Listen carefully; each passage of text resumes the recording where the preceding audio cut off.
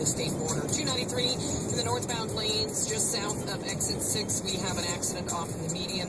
The Everett, it's a windy and snowy ride with areas of limited visibility. 101 west of Manchester, it's slow and steady east of the city. In the eastbound lanes, an overturned truck still in Exeter by exit 11.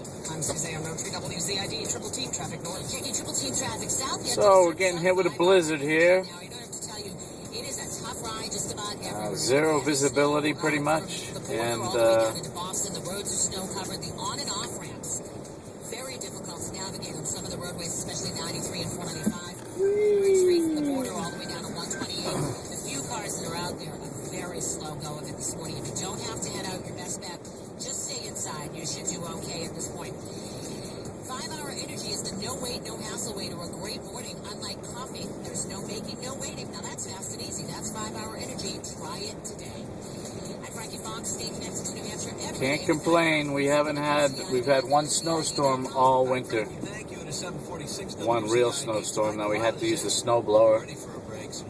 So we're going to get probably 10 to 16 inches.